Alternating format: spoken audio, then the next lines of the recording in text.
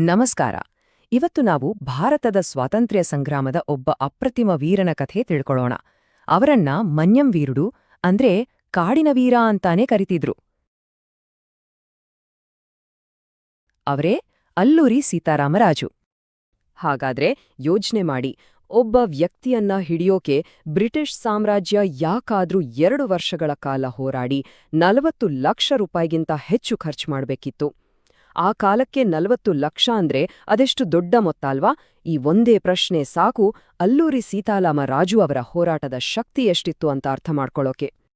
ನೋಡಿ, ಇದೇ ಅವರ ಕಥೆಯ ತಿರುಳು. ಅವರದ್ದೇ ಜನರಿಗೆ ಅವರು ದೇವರ ಸಮಾನ, ಒಬ್ಬ ರಕ್ಷಕ. ಆದ್ರೆ ಅದೇ ಬ್ರಿಟಿಷರ ಪಾಲಿಗೆ ಅವರು ದೊಡ್ಡ ಬಂಡುಕೋರ, ಒಂದು ಬೆದರಿಕೆ. ಒಬ್ಬನೇ ವ್ಯಕ್ತಿ, ಆದ್ರೆ 2 ಮುಖಗಳು. ಇದೇ ಅವರ ಇಡೀ ಜೀವನದ ಹೋರಾಟ. ಹಾಗಿದ್ರೆ ಈ ಹೋರಾಟ ಶುರುವಾಗಿದ್ದೇಗೆ? ಇದಕ್ಕೆಲ್ಲ ಮೂಲ ಕಾರಣ ಏನು ಅಂತ ನೋಡೋದಾದ್ರೆ, ಎಲ್ಲ ಶುರುವಾಗಿದ್ದು ಬ್ರಿಟಿಷರು ತಂದ ಒಂದೇ ಒಂದು ಕಾಯ್ದೆಯಿಂದ. ಅದೇ ಅರಣ್ಯ ಕಾನೂನು. ಇದು ಆದಿವಾಸಿಗಳ ಬದುಕನ್ನೇ ಬುಡಮೇಲು ಮಾಡ್ಬಿಟ್ಟು. ಈ ಪೋಡು ಬೇಸಾಯ ಅನ್ನೋ ಪದವನ್ನ ನಾವರ್ಥ ಮಾಡ್ಕೋಬೇಕು. ಇದು ಅವರಿಗೆ ಬರೀ ವ್ಯವಸಾಯ ಆಗಿರ್ಲಿಲ್ಲ, ಅದು ಅವರ ಜೀವನ ಶೈಲಿ, ಅವರ ಸಂಸ್ಕೃತಿ. ಅವರ ಹೊಟ್ಟೆ ತುಂಬಿಸ್ತಾ ಇದ್ದಿದ್ದೇ ಈ ಪೋಡು ಬೇಸಾಯ. ಅವರ ಬದುಕಿನ ಆಧಾರವೇ ಇದಾಗಿತ್ತು. ಆದ್ರೆ ಬ್ರಿಟಿಷರೇನ್ ಮಾಡಿದ್ರು?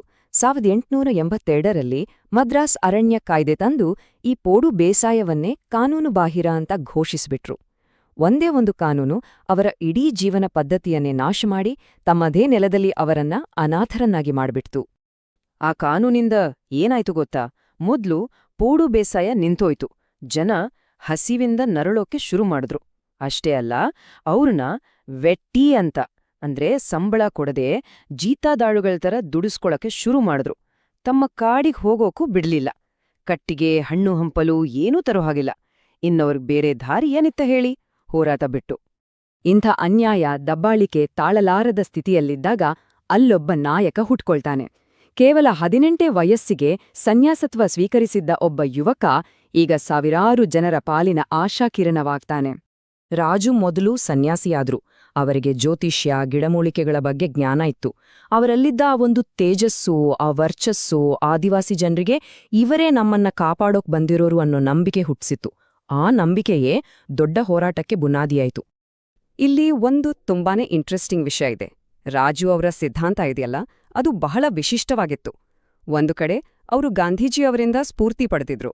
ಖಾದಿ ಹಾಕ್ಕೊಳ್ಳಿ, ಬ್ರಿಟಿಷರ ಕೋಟುಗಳಿಗೆ ಹೋಗ್ಬೇಡಿ ಅಂತ ಜನರಿಗೆ ಹೇಳ್ತಿದ್ರು.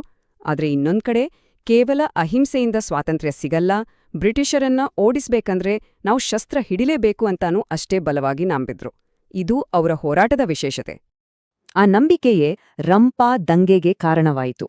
ಕೆಲವರು ಇದನ್ನ ಮನ್ಯಂ ದಂಗೆ ಅಂತಾನೂ ಕರೀತಾರೆ. ಈ ಹೋರಾಟ ಬ್ರಿಟಿಷ್ ಸಾಮ್ರಾಜ್ಯದ ಬುಡವನ್ನೇ ಅಲ್ಲಾಡಿಸ್ಬಿಡ್ತು. ಯೋಚ್ನೆ ಮಾಡಿ, ಶುರುವಾಗಿದ್ದು ಕೇವಲ 500 ಜನರಿಂದ. ಅವರ ಕೈಲಿದ್ದಿದ್ದು ಬರೀ ಬಿಲ್ಲು ಬಾಣಗಳು, ಸಾಂಪ್ರದಾಯಿಕ ಆಯುಧಗಳು.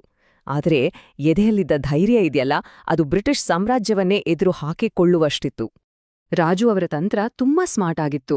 ಬರೀ ಬಿಲ್ಲು ಬಾಣಗಳಿಂದ ಬ್ರಿಟಿಷರನ್ನ ಗೆಲ್ಲೋ ಆಗಲ್ಲ ಅಂತ ಅವರಿಗೆ ಚೆನ್ನಾಗಿ ಗೊತ್ತಿತ್ತು. ಅದಕ್ಕೆ ಅವರ ಮೊದಲ ಟಾರ್ಗೆಟ್ ಇದ್ದಿದ್ದೇ ಪೊಲೀಸ್ ಸ್ಟೇಷನ್ಗಳು.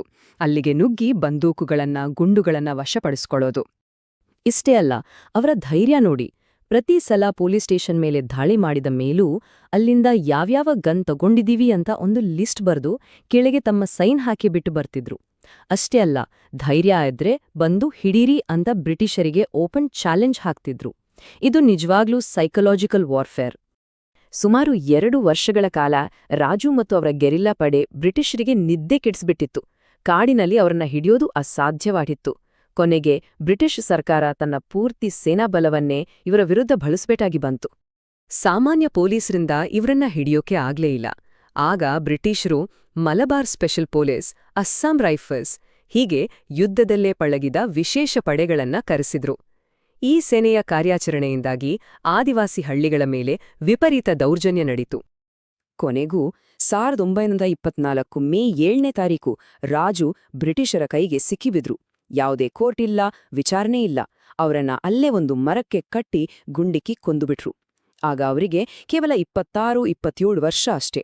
ಆ ಮಹಾನ್ ವೀರ ತನ್ನ ಜನರಿಗಾಗಿ ಹುತಾತ್ಮರಾದ್ರು.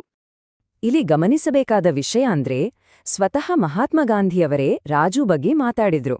ರಾಜು ಹಿಡಿದಿದ್ದು ಹಿಂಸೆಯ ದಾರಿ, ಅದು ಗಾಂಧೀಜಿಯವರಿಗೆ ಒಪ್ಪಿಗೆ ಇರಲಿಲ್ಲ ನಿಜ, ಆದ್ರೂ ರಾಜು ಅವರ ದೇಶಭಕ್ತಿ, ಅವರ ಧೈರ್ಯ, ಅವರ ತ್ಯಾಗವನ್ನ ಗಾಂಧೀಜಿ ಮನಸಾರೆ ಹೊಗಳಿದ್ರು.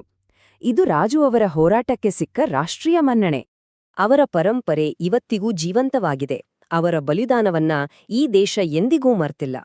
1986ರಲ್ಲಿ ಅವರ ನೆನಪಿಗಾಗಿ ಅಂಚೆಚೀಟಿ ಬಂತು. ಇತ್ತೀಚೆಗೆ 2022ರಲ್ಲಿ ಅವರ 125ನೇ ಜನ್ಮದಿನದ ಅಂಗವಾಗಿ 30 ಅಡಿ ಎತ್ತರದ ಕಂಚಿನ ಪ್ರತಿಮೆಯನ್ನ ಅನಾವರಣ ಮಾಡಲಾಯಿತು. ಇದು ಅವರ ಕತೆ ಇವತ್ತಿಗೂ ಎಷ್ಟು ಪ್ರಸ್ತುತ ಅನ್ನೋದಕ್ಕೆ ಸಾಕ್ಷಿ. ಕೊನೆಯದಾಗಿ ಒಂದು ಪ್ರಶ್ನೆ. ತನ್ನ ಜನರ ಹಕ್ಕಿಗಾಗಿ ಅವರ ಜೀವನ ಶೈಲಿಯನ್ನ ಉಳಿಸೋಕೆ ಒಬ್ಬ ವ್ಯಕ್ತಿ ಇಡೀ ಸಾಮ್ರಾಜ್ಯವನ್ನೇ ಎದುರು ಹಾಕೊಂಡಿದ್ದು. ಇವತ್ತಿನ ದಿನಗಳಲ್ಲಿ ನಾವು ಅನ್ಯಾಯದ ವಿರುದ್ಧ ಹೋರಾಡೋಕೆ ಇದಕ್ಕಿಂತ ದೊಡ್ಡ ಸ್ಫೂರ್ತಿ ಬೇಕಾ? ಯೋಚನೆ ಮಾಡಬೇಕಾದ ವಿಷಯ ಅಲ್ವಾ?